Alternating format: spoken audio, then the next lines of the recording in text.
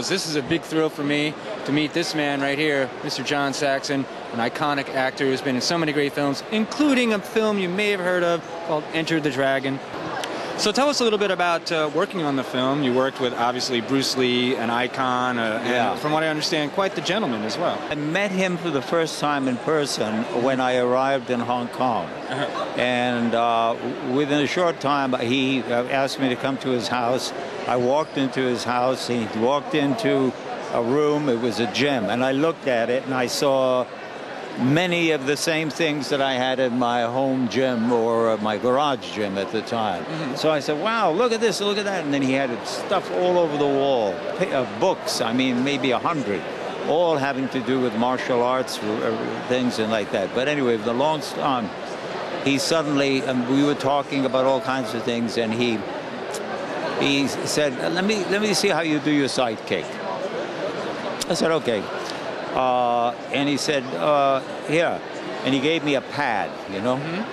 And I put my pad on, and he said, don't worry, I won't hurt you. I said, oh, I know what to do about this. Then he walked around, and I was looking around while he was walking around. Then he walked in front of me, and he was took about 10, 12 feet away, and he did a hop, skip, and a jump, and hit that pad, and knocked me right back on my heels about 3 times, and I fell into a chair which broke.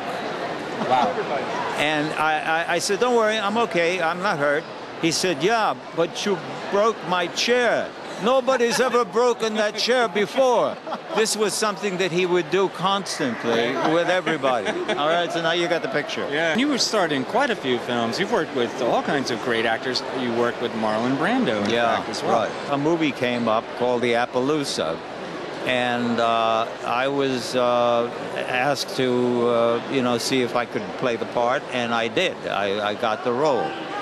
And as we started working together, we talked a lot, but I began to see that he was not interested in acting anymore.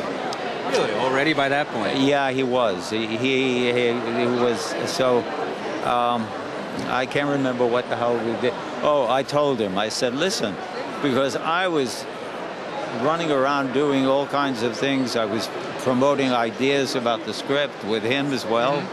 And then I finally said, listen, if you keep acting this way, I'm going to steal the role, and we're still big.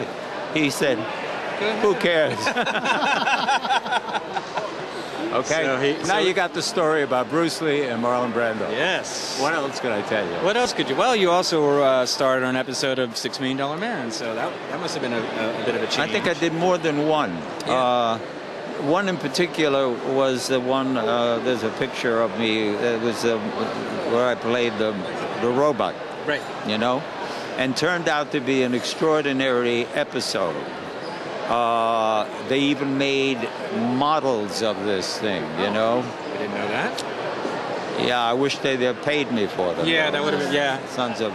Nowadays you can get the your rights in there and get paid at that for time, merchandising didn't exist in those days. Right, you're right about that. What else are you working on these days? Do you still do any acting on film? Actually, one of the best things that I've done in a couple of years is a small budget film called God's Ear. Oh, yeah. Do you know of it? I've read something about it. Get it.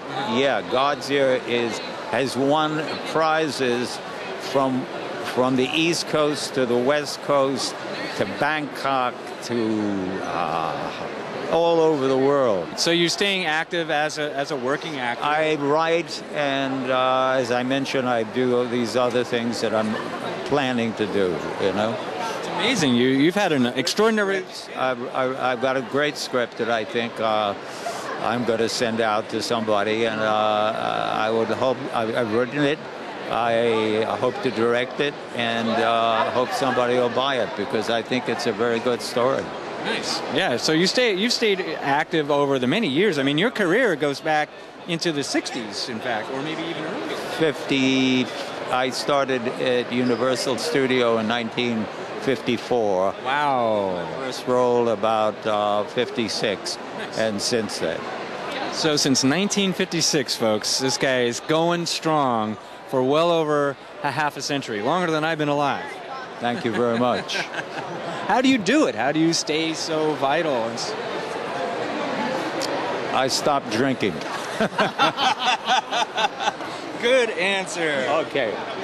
Yeah, it's very sad that he died shortly after, actually before the film entered the theaters, you know?